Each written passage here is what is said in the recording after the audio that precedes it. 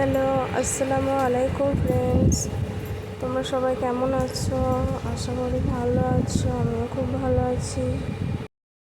কিছুদিন পর আবারও চলে এলাম তোমাদের কাছে একটি নতুন ভিডিও নিয়ে। তো আজকে আমি বানাবো আম মাখা। তো চলো ভিডিওটা শুরু করা যাক।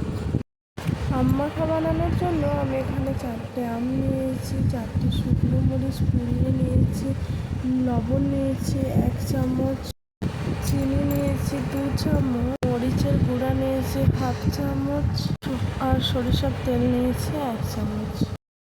তো আমি প্রথমে আমটিকে ভালোভাবে ধুয়ে নেব। তো আমটিকে ভালোভাবে ধুয়ে আমি তারপর আমটি থেকে আমি খোসাটা আলাদা করে নেব। আমটিকে ভালোভাবে ছিলে নেব। আমটিকে ভালোভাবে খোসা ছাড়িয়ে পরপর আমি সব আমগুলির ভালোভাবে খোসা ছাড়িয়ে নেব। দেখো আমার এখানে সব আমগুলোর খোসা ছাড়ানো হয়ে গেছে। তো তারপর আমি আমগুলোকে কুচি কুচি করে কেটে নেব। আমটাকে ছোট ছোট করে টুকরো করে নেব আর আমের মধ্যে যে বীজটা আছে সেইটাকে ফেলে দেবো। তো দেখো আমি আমের বীজ ফেলে দিয়ে তো ছোটো ছোটো টুকরো করে একটা পাত্রের মধ্যে নিয়ে নিচ্ছি। যদি আমার ভিডিও ভালো লেগে থাকে তাহলে সবাই একটু লাইক কমেন্ট শেয়ার করে দিও। অনেক কষ্ট করে ভিডিও বানাই, একটু সাপোর্ট করো প্লিজ। তোমাদের একটা লাইক কমেন্ট শেয়ার আমাকে মোটিভেট করে আরও একটু নতুন ভিডিও বানাতে। তো দেখো কথা বলতে বলতে এখানে আমার আমগুলো সব কুচি করা হয়ে গেছে। তারপর আমি আমগুলিকে একদম ছোট ছোটোভাবে কুচি করবো। তার জন্য একটি জারের মধ্যে দিয়ে দিলাম আমার কুচি করার মেশিন। তো আমি এখানে আমার কুচি করার মেশিনটির সাহায্যে আমগুলোকে একদম ছোটো ছোটোভাবে কুচি করে নেব, একদম ছোটো ছোটোভাবে।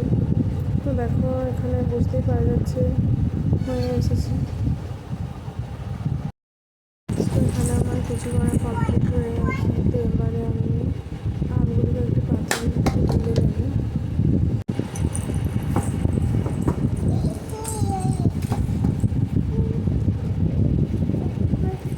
তো চলো তোমাদেরকে একটু কাছ থেকে দেখায়। দেখো আমগুলো কত সুন্দর কুচি হয়েছে।